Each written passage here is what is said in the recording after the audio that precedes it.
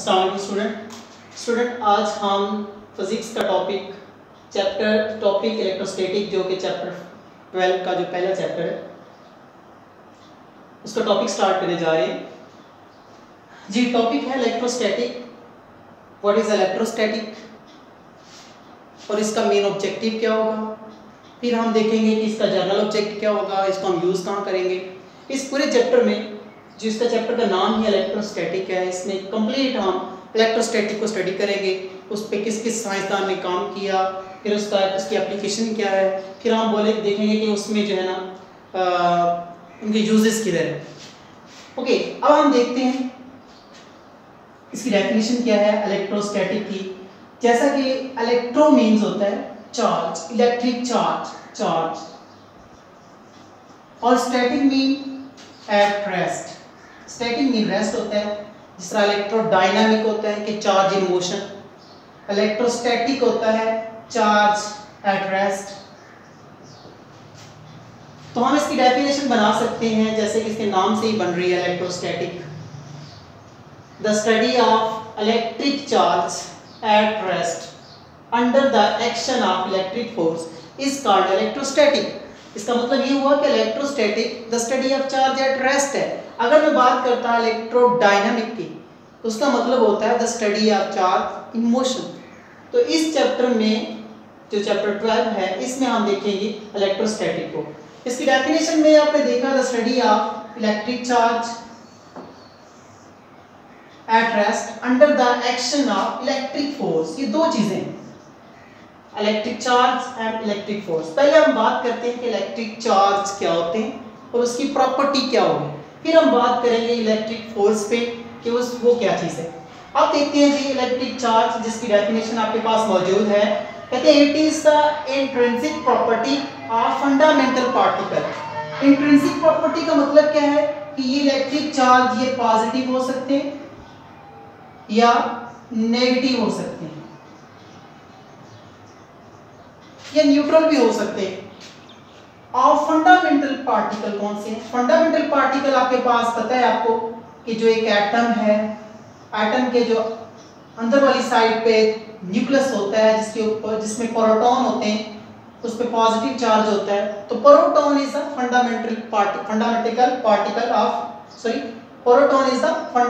Particle of the nucleus. और इसके ऊपर शेल्स होते हैं, अलग अलग शेल्स में जो रोटेट कर रहे होते हैं, रिवॉल्व कर रहे होते हैं और स्पिन भी कर रहे होते हैं, वो इलेक्ट्रॉन्स होते हैं। तो electron also fundamental particle of atoms. तो ये क्या कर रहे होते हैं, जितने इलेक्ट्रॉन होंगे एक शेल में उतने ही न्यूक्लियस में प्रोटॉन होंगे। तो इलेक्ट्रॉन और proton is a fundamental particle और इनकी इंट्रिंसिक प्रॉपर्टी है कि इलेक्ट्रॉन पे नेगेटिव चार्ज है और प्रोटॉन पे पॉजिटिव चार्ज है। अब हम देखते हैं कि इनकी इलेक्ट्रिकल चार्ज की प्रॉपर्टी क्या है। प्रॉपर्टी ऑफ इलेक्ट्रिक चार्ज में हम देखते हैं जी, पहली प्रॉपर्टी इसकी ये है कि आपके पास पॉजिटिव चार्ज और नेगेटिव चार्ज। पॉजिटिव चार्ज और नेगेटिव चार्ज से मुराद ये है कि चार्ज दो किस्म के हैं, एक पॉजिटिव चार्ज और एक नेगेटिव चार्ज। पॉजिटिव चार्ज वो जिसमें प्रोटॉन कहलाता है, नेगेटिव चार्ज वो जो इलेक्ट्रॉन की इंट्रिंसिक प्रॉपर्टी है। आगे थर्ड जो दूसरी इसकी प्रॉपर्टी है, ये शॉर्ट क्वेश्चन में आता होता है, what is the property of electrical charge. तो आप कह सकते हैं एक पॉजिटिव चार्ज एक नेगेटिव चार्ज। दूसरी बात आपके पास दूसरी प्रॉपर्टी में आप लिख सकते हो कि न्यूट्रल पार्टिकल। जो आपके पास न्यूट्रल पार्टिकल है वो आपके पास है neutrons. Neutral particle is a neutron which consist in nucleus. Nucleus में जो इलेक्ट्रॉन होता है जिसके ऊपर कोई चार्ज नहीं होता वो न्यूट्रल पार्टिकल कहलाता है, नो चार्ज न्यूट्रल पार्टिकल। दूसरी बात आपके पास है रिपल्शन एंड अट्रैक्शन। तीसरी प्रॉपर्टी इसकी कि पॉजिटिव चार्ज, अगर दो पॉजिटिव चार्ज होंगे तो वो आपस में क्या करेंगे, रिपेल करेंगे एक दूसरे को। अगर दो नेगेटिव चार्ज होंगे तो वो भी रिपेल करेंगे। इसका मतलब ये हुआ कि सेम चार्ज वो क्या होंगे, रिपेल करेंगे। और अगर डिफरेंट चार्ज होंगे, पॉजिटिव और नेगेटिव चार्ज को एक दूसरे के पास ले आएंगे तो वो अट्रैक्ट कर लेंगे। जिस तरह पॉजिटिव नेगेटिव को अट्रैक्ट करेगा, पॉजिटिव पॉजिटिव रिपेल करेगा, नेगेटिव नेगेटिव भी रिपेल करेगा। ये इसकी प्रॉपर्टी है। उसके बाद हम बात करते हैं यूनिट ऑफ चार्ज। चार्ज को डिनोट किया जाता है Q से, इसका यूनिट है कूलम। कूलम ने इस पे डिस्कस किया था, इसके बारे में इसकी प्रॉपर्टी, इसकी इंफॉर्मेशन दी थी कि कैसे इनके दरमियान जो फोर्स है, तो वो आगे जाके हम स्टडी करेंगे। दूसरा टॉपिक हमारा यही है। कूलम इसका जो है ना यूनिट है। 1 कूलम किसके इक्वल होता है, ये 5वीं प्रॉपर्टी है इसकी। 1 coulomb 1 ampere multiply by 1 second. 1 ampere को अगर मल्टीप्लाई करें 1 सेकेंड के साथ, तो हमारे पास जो 1 कूलम है उसमें कितने इलेक्ट्रॉन होंगे, 6.25 क्रॉस 10⁻18 इलेक्ट्रॉन होंगे। ये रिजल्ट कहाँ से आता है, ये आप आगे जाके थर्ड सेकंड चैप्टर में देखेंगे, फार्मूला पढ़ेंगे करंट का, I = Q/T। Q आप निकालना चाह रहे हो तो Q = IT। I करंट है जिसका यूनिट एम्पियर है, T इसका यूनिट आपके सेकंड है, तो 1 एम्पियर 1 सेकंड को मल्टीप्लाई करें तो 1 कूलम आपके पास चार्ज बनेगा। अब आपके पास जो दूसरे, ये तो थी आपके पास इलेक्ट्रिक चार्ज। अब हम देखते हैं कि इलेक्ट्रिक फोर्स क्या होती है। इलेक्ट्रिक फोर्स क्या होती है, इसके नाम से शो हो रहा है। इलेक्ट्रिक जो इलेक्ट्रॉन्स को, जो चार्ज को, फोर्स उनके दरमियान में जो फोर्स होगी, इलेक्ट्रिक फोर्स ऐसी फोर्स होती है, वो क्या करती है, जो चार्ज को रिपेल करती है या उन चार्जेस को अट्रैक्ट करती है।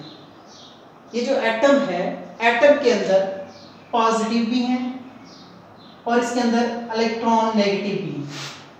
अब ये क्यों एक दूसरे के साथ एक दूसरे को अट्रैक्ट कर रहे हैं, जो एक दूसरे पॉजिटिव चार्ज और नेगेटिव चार्ज एक दूसरे को अट्रैक्ट कर रहे हैं, उस फोर्स को इलेक्ट्रिकल फोर्स कहते हैं। तो इलेक्ट्रिकल फोर्स की डेफिनेशन बन सकती है, the force which holds the positive and negative charge to make the atom and molecules.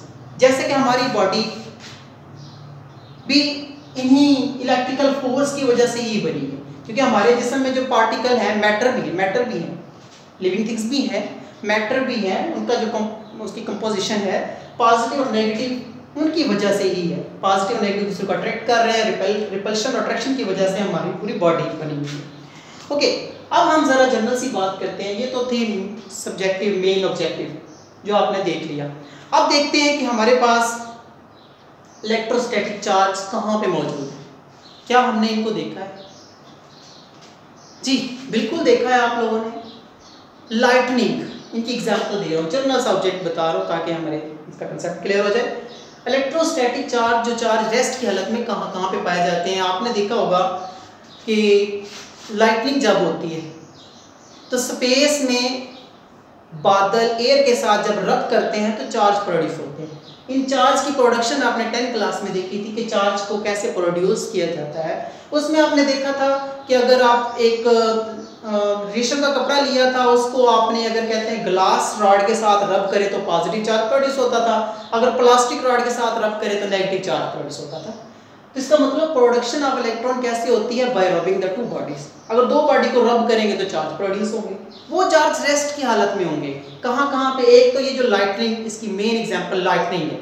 Lightning में चार्ज रेस्ट की हालत में होते हैं। दूसरी बात आप देख सकते हो कि आपके पास अगर आप कंघा करते हो बालों को, फिर उस कंघे के साथ कागज के कुछ छोटे छोटे टुकड़े को ऐसे साथ लेके आएंगे तो वो भी रिपेल करेंगे, एक दूसरे को अट्रैक्ट करेंगे। इसका मतलब कि आपने अगर रब किया बालों के साथ प्लास्टिक रॉड को, प्लास्टिक कंघे को, तो उसमें भी चार्ज प्रोड्यूस हो गए जो कि कागजों को खींचना शुरू कर दिया। दूसरी बात अगर आप देखना चाहें कि लाइट, बिजली जो है, लाइटनिंग हुई, जो आसमानी बिजली नीचे कैसे गिरती है, इसका भी कंसेप्ट देखें। दूसरी बात ये कि जो ये क्या कहते हैं, पेट्रोल पंप पे आग लग जाती है अचानक, पहले वो क्यों लगती है? पहले के बाद मैं ये कंसेप्ट क्लियर कर दूं कि पेट्रोल पंप में आग क्यों लगती है। एक जनरल सब्जेक्ट है इसका, इलेक्ट्रोस्टैटिक का। पेट्रोल पंप में ऐसा होता है कि पेट्रोल की जो नोजल होती है, जहाँ से वो लोग पेट्रोल डाल रहे होते हैं, पेट्रोल जब वहाँ से बड़ी स्पीड से गुजर रहा होता है तो जो नोजल होती है वो तकरीबन एल्युमिनियम की, या क्या कह सकते हैं आप, उसकी आयरन की बनी होती है या कॉपर की बनी होती है, उसके साथ वो पेट्रोल रब करके जा रहा होता है और वहाँ पे जो चार्ज प्रोड्यूस हो होते हैं वो रेस्ट की हालत में होते हैं। अगर उन रेस्ट की हालत वाले चार्ज को हम अर्थिंग ना करें तो वो चार्ज आग लगने का सबब बन सकती है। लेकिन आग क्यों नहीं लगती? क्योंकि उन्होंने हर पेट्रोल पंप में उनको अर्थिंग दी होती है ताकि वही जो चार्ज वहाँ पे जो रेस्ट की हालत में चार्ज प्रोड्यूस हो रहे हैं वो क्या करें, ज़मीन में चले जाएं। अब अगर हम बात करें लाइटनिंग की, कि आसमानी बिजली ज़मीन पे क्यों गिरती है, उसकी मेन वजह हम देख लेते हैं। आसमानी बिजली ज़मीन पे क्यों गिरती है, उसके लिए हम देखते हैं कि हमारे पास जिस तरह के ये आसमान में चार्ज प्रोड्यूस हो रहे हैं, नेगेटिव पॉजिटिव, जब बादल हवा के साथ रब कर रहा है तो नेगेटिव पॉजिटिव चार्ज प्रोड्यूस हो रहे हैं। इस तरह रेस्ट की हालत में वो चार्ज होते हैं। अब अगर आप देखते हैं नीचे कोई दरख्त है, मतलब मेरा मकसद ये है कि आसमानी बिजली ज़मीन पे कैसे आती है, जिससे 2000 हर साल 2000 से ज़्यादा लोग डेथ हो जाती है इनकी। अच्छा, ये पॉजिटिव नेगेटिव चार्ज जो बादल और एयर की रिपल्शन की वजह से, रब करने की वजह से प्रोड्यूस होते हैं, रब करने की वजह से ये पॉजिटिव नेगेटिव चार्ज प्रोड्यूस होते हैं। तो अगर हम किसी दरख्त वाले एरिया में चले जाएं जहाँ पे ज़्यादा सब्ज़ा है या दरख्तों वाला एरिया है, चले मैं एक दरख्त बना लेता हूँ, तो इस दरख्त में भी एयर के पार्टिकल जो हैं इन पत्तों के साथ रब करके जा रहे होते हैं, तो इस जगह पे भी चार्ज प्रोड्यूस हो रहे हैं, पॉजिटिव नेगेटिव चार्ज प्रोड्यूस हो रहे हैं। या अगर पहाड़ी इलाके में चले जाएं वहाँ पे भी पॉजिटिव नेगेटिव चार्ज प्रोड्यूस हो जाते हैं, या फिर आप चले जाएं पानी के ऊपर, वहाँ पे भी पॉजिटिव नेगेटिव चार्ज प्रोड्यूस हो रहे होते हैं। तो ये चार्ज रेस्ट की हालत में होते हैं। अब इनको एक पाथ चाहिए, जैसे ही आसमानी बिजली वाले जो चार्ज हैं, अगर ये नेगेटिव इलेक्ट्रॉन नीचे से इनको मिल जाए, पॉजिटिव ऊपर से आ रहे हैं, तो अब ये एक पाथ बन रहा है, अट्रैक्शन का पाथ बन रहा है। अगर पॉजिटिव चले जाए तो रिपेल कर देते हैं, जब रिपेल करते हैं तो आसमानी बिजली नीचे नहीं आती।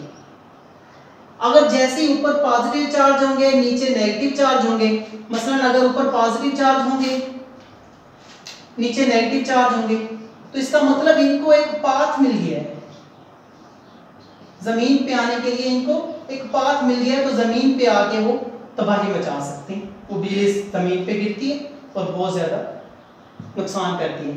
अगर उनको पॉजिटिव चार्ज मिल जाए तो ये पॉजिटिव एक दूसरे को अट्रैक्ट कर देते हैं, रिपेल कर देते हैं, तो ये पॉजिटिव एक दूसरे को जब रिपेल करते हैं तो इनके दरमियान जो इलेक्ट्रिकल फोर्स एक दूसरे को रिपेल करती है, तो ये आसमानी बिजली जमीन पे नहीं गिर सकती।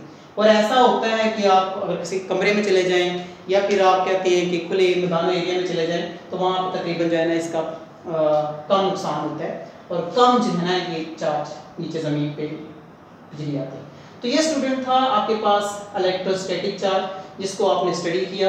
अब इसको अच्छी तरह देख लेना, बुक से अच्छी तरह स्टडी करना, ताकि जो है इसको मज़ीद कंफर्म कर सकें और अच्छी तरह इसकी तैयारी करें। इंशाल्लाह नेक्स्ट हम इसको चार्ज के दरमियान जो फोर्स होगी, जो हम टेस्ट चार्ज यूज़ करेंगे, यूनिट चार्ज यूज़ करेंगे, उनकी डेफिनेशन, उनका जो मकसद हम नेक्स्ट चैप्टर में स्टार्ट करेंगे। ओके स्टूडेंट, अल्लाह हाफिज़।